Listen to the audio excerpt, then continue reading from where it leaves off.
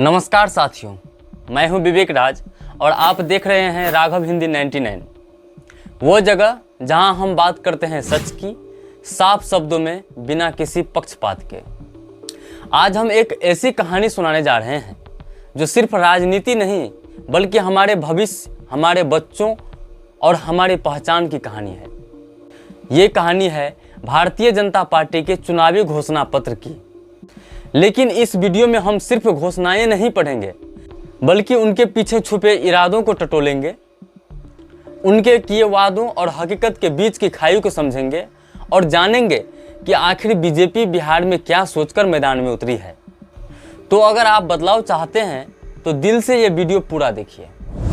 सबसे पहले बात करते हैं गठबंधन की, क्योंकि बिहार चुनाव में बीजेपी कभी अकेले नहीं लड़ती।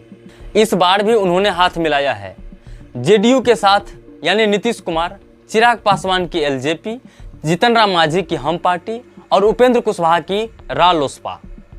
जरा आप सोचिए, एक तरफ पार्टी एक दूसरे को कोसती है, वहीं दूसरी तरफ कुर्सी की खातिर गले मिल जाते हैं। इस गठबंधन की बुनियाद है जातीय समीकरण, दलित वोट के लिए चिराग और मांझी, ओबीसी और मध्यम वर्ग के लिए कुशवाहा और सुशासन चेहरे के तौर पर नीतीश कुमार। लेकिन असली सवाल यह है, क्या यह गठबंधन आपके लिए बना है या सिर्फ सत्ता में बने रहने के लिए? अब बात करते हैं बीजेपी के उस सबसे पुराने नारे की, हम जंगल राज हटाएंगे।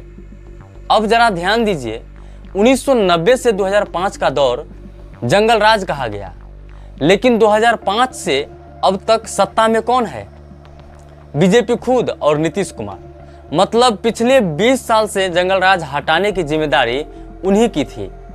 अब जब जनता पूछती है कि आपने क्या किया, तो फिर से 1990 की कहानी सुनाई जाती है।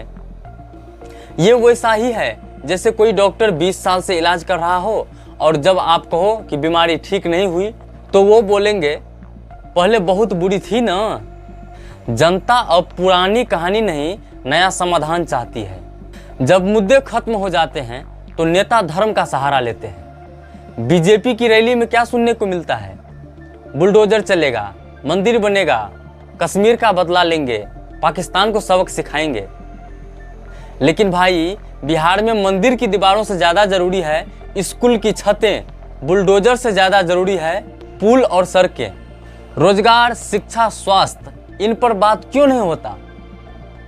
क्योंकि भावनाएं भड़काना आसान है, विकास करना मुश्किल। बीजेपी नेताओं को उत्तर प्रदेश से बहुत प्रेम है, कहते हैं बिहार को यूपी जैसा बनाएंगे। तो चलिए एक नज़र डालते हैं। उत्तर प्रदेश में 11 टेक्सटाइल पार्क हैं, 6 फूड प्रोसेसिंग जोन हैं, डिफेंस कॉरिडोर हैं, काशी, अयोध्या जैसे धार्मिक और पर्यटन हब हैं। और बिहार में एक भी टेक्सटाइल पार्क नहीं, कोई डिफेंस कॉरिडोर नहीं, टूरिज्म सेक्टर लगभग ठप है, गया के अलावा कोई इंटरनेशनल एयरपोर्ट फंक्शनल नहीं। तो सवाल ये है, क्या बिहार सिर्फ बुलडोजर और भाषण से यूपी बनेगा? दारूबंदी को विकास की तरह पेश किया गया, लेकिन इसमें क्या हुआ?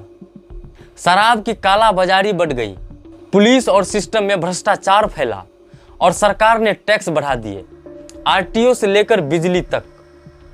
जनता अब कहती है दारू बंद करके आप नैतिक बन सकते हैं, लेकिन जनता की जेब काटकर विकास नहीं कर सकते। अब बात करते हैं चुनावी सवालों की। इस बार अगर कोई नेता आपके गांव, गली या कॉलेजों में आए तो उनसे सिर्फ ये सवाल पूछिए, बिहार में सेमीकंडक्टर इंडस्ट्रीज क्यों नहीं है? कितनी नवरत्न कंपनियां बिहार में निवेश कर रही है? बिहार में कितने टेक्सटाइल पार्क हैं? इंटरनेशनल उड़ानें किन किन शहरों में शुरू हुई है? कितने नए मेडिकल कॉलेज खुले हैं पिछले 10 सालों में? किसानों की आय कितनी बढ़ी? युवा रोजगार के लिए दिल्ली पंजाब क्यों पलायन कर रहे हैं? जब तक आप सवाल नहीं पूछेंगे तब तक आपको सिर्फ भाषण ही मिलेगी। जब कश्मीर में बिहारी मजदूर मारे गए तब प्रधानमंत्री चुप थे, ना कोई बयान, ना सांत्वना। लेकिन चुनाव आते ही पुलवामा, पहलगाम, पाकिस्तान फिर से याद आ जाता है। बिहार पूछ रहा है, क्या हमारी जान की कीमत चुनावी फायदे से कम है? अब वक्त है सच को पहचानने का। प्रचार से हटकर विचार करने का। आपका वोट सिर्फ पार्टी को नहीं बल्कि अपने बच्चों के भविष्य को जाता है। तो इस बार जाति, धर्म, डर से नहीं, विकास, रोजगार और सम्मान के नाम पर वोट कीजिए। अगर आपको ये वीडियो सार्थक लगा हो तो इसे जरूर शेयर कीजिएगा। मैं हूं विवेक राज और आप देख रहे हैं राघव हिंदी 99। अगली वीडियो में हम लाएंगे आरजेडी का घोषणा पत्र, जैसा है वैसा ही। जय बिहार, जय भारत।